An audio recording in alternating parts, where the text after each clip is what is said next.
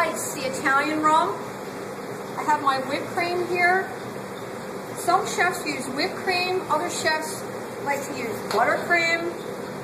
It's all, again, going to be basically what the cost you're looking to manage. Also, mouthfeel. Obviously, whipped cream is going to give you a much lighter mouthfeel than buttercream. However, if you have storage issues, then you might want to go to buttercream. Okay, now, I'm not quite sure how some of you have been taught. You may like to ice on the turntable. I actually prefer to pick the cake up. I have no problem if you do that. Because I think what happens is it helps you to really get that whipped cream in where it needs to go. I actually learned how to ice cakes in a casino, and we did about 30 at one shot. So all the old-fashioned bakers, they always pick the cake up in their hand. To me, it's just easier, especially with whipped cream, because the problem with whipped cream is you have to make sure that it's perfectly whipped. If it's a little under whipped, it's going to be too soft. And fall off the cake. If it's over whipped, what happens is it's going to look like butter. We have to be very mindful of that because we are utilizing the comb. Now, for those of you not really feeling confident at this point about your icing, what you can do is you can put a crumb coat on the cake first, zip it in the freezer for 15 or 20 minutes till set, and then come back and finish the cake. Okay, so what I have here is now I'm going to take my comb. I want to look at it and see.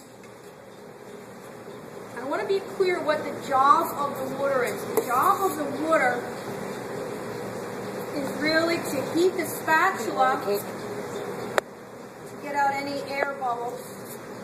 It's not for any other reason, because what happens is you have to realize that water is sanitation issue there, okay? But be careful. So I take my large comb,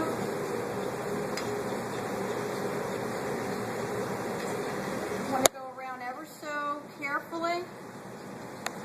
If it's my lucky day, I should be able to go around once with no cake showing through. I have one little edge there, so I will go back. Again, you can see how neat I have to keep this. And that whipped cream, you have to be careful with that. Because if I see this one little edge right here, I have to go back now and fix that.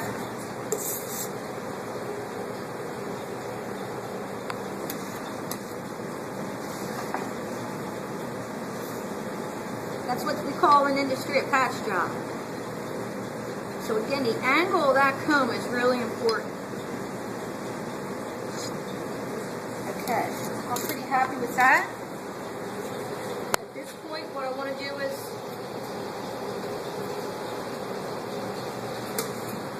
clean off the top of this cake. You'll notice here what I like to do is work again in that 12 to 3 position.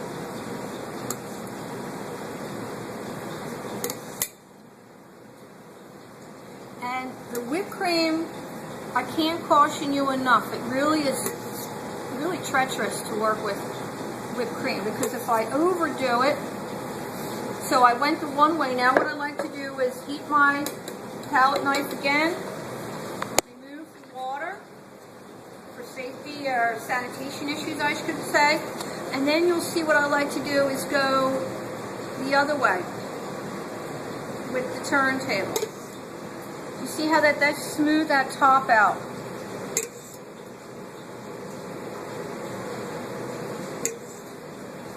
What happens when you're icing cakes, you have to make sure that you keep in mind, well, I don't have to be absolutely perfect because I do have some garnish that's going to go on. And every time I go around, I have to make sure that I'm realizing I'm working that cream. That edge is bothering me.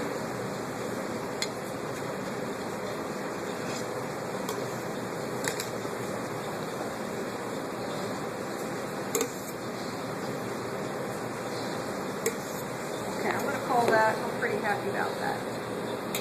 Then I'm going to ask, can you wipe that off for me?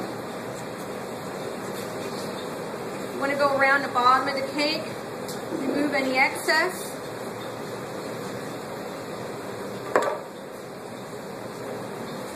Now it's time to put our garnish on. So in terms of a first cake, now again, you have the luxury of chilling that cake. You also have the luxury of getting a crumb coat. This is a very difficult cake. You saw it just did in seconds right in front of you. So obviously it's going to be easier for you if you put it in the freezer for a little bit. There's my cake board with the doily.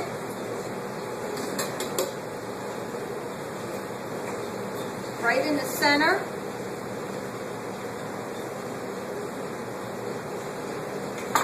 Now I want to mark it 12.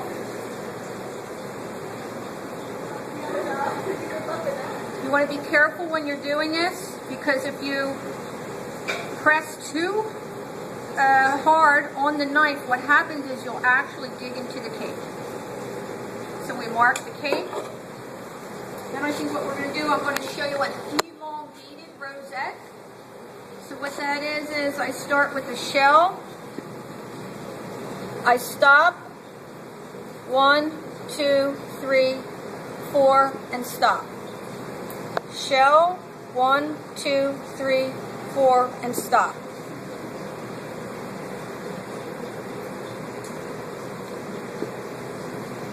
This is a good technique for you to learn.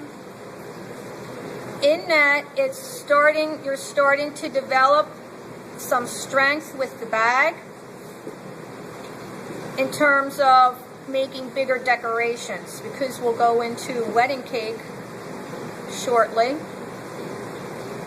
You'll notice I'm not bringing that whipped cream all the way out to the edge.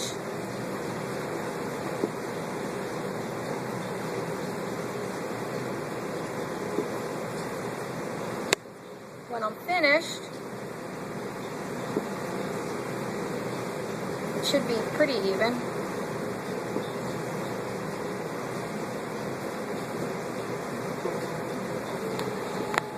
Okay, there's the top of my cake.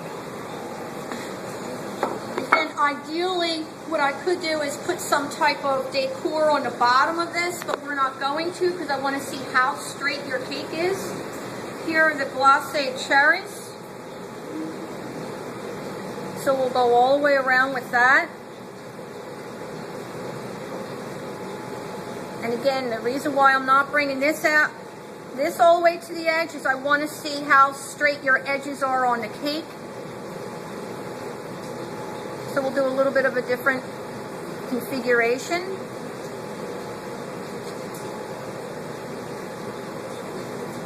These glacé cherries were cut in half, and then we take our marzipan. I'm going to put that, it looks like a little cherry.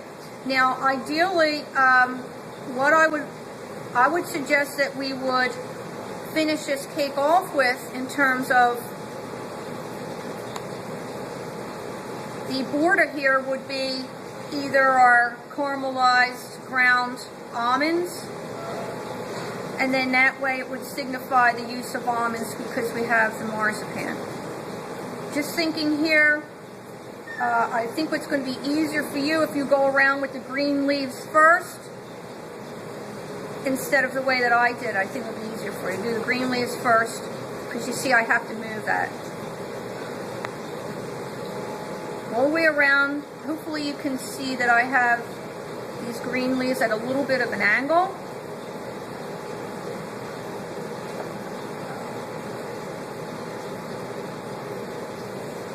And there's the finished cake, Italian rum. Good luck!